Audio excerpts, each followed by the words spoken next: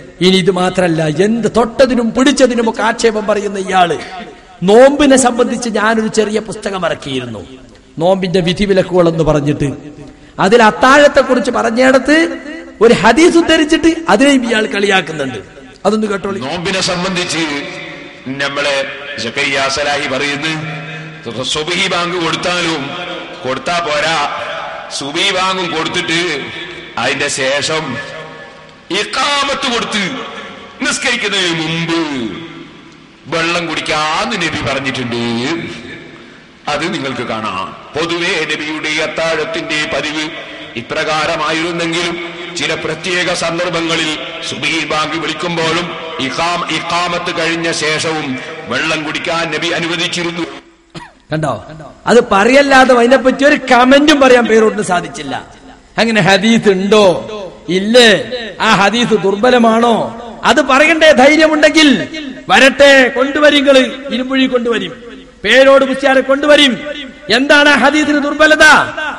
ഇദാ സമിഅ അഹദുകുമുൻ നിദാ വൽ ഇനാഉ അലാ യദിഹി ഫലാ യദഉഹു ഹത്താ യഖ്ലിയ ഹാജതഹു മിൻഹു. ഇമാം മുസ്ലിമിന്റെ ഷർത്തോട് കൂടിയുള്ള ഹദീസാണെന്ന് പറഞ്ഞ് ഹാക്കിം ഉദ്ധരിച്ചതാണ് കേട്ടോ. അതെന്താണത്?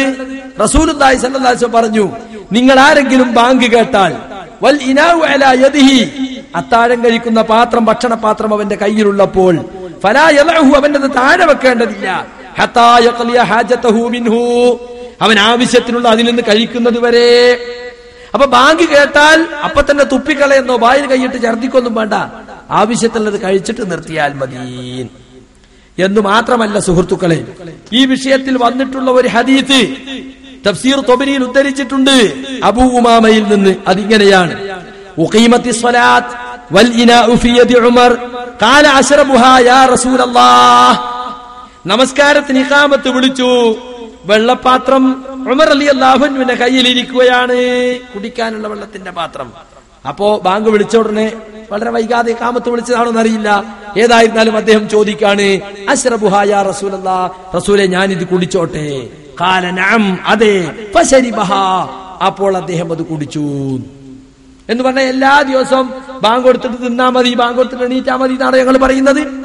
ആ പുസ്തകത്തിൽ ഞാനത് പറഞ്ഞിട്ട് അയാൾ എന്നെ വായിച്ചല്ലോ. പൊതുവെ റസൂലുള്ളാഹിന്റെ അത്താഴത്തിന്റെ പതിവ് ഇങ്ങനെയായിരുന്നു, സുബഹി ബാങ്കിന്റെ മുമ്പ് 50 ആയത്തോന്നിന് മുമ്പ് നിർത്തലായിരുന്നു. പക്ഷെ എപ്പോഴെങ്കിലും ഒന്ന് നിങ്ങൾ സമയം എണീറ്റ് വൈകിപ്പോയി എണീക്കാൻ, അങ്ങനെ ബാങ്ക് കൊടുക്കുമ്പോഴാണ് നിങ്ങൾക്ക് ഭക്ഷണം കിട്ടിയതെങ്കിൽ നിങ്ങളത് കഴിച്ചിട്ട് നോമ്പെടുത്താൽ മതി.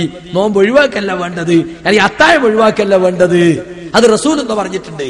ഇമാം തൊബരി ഉദ്ധരിച്ച ഈ ഹദീസ് സഹീഹോ ലഈഫോ, ഇങ്ങനെ ഹദീസ് ഉണ്ടോ ഇല്ലേ, അത് പറയണം. അത് പറയാതെ പേരോട് എവിടെയെങ്കിലുമോ എന്തെങ്കിലുമൊക്കെ കുലുങ്ങിയത് കൊണ്ട് കാര്യമില്ല.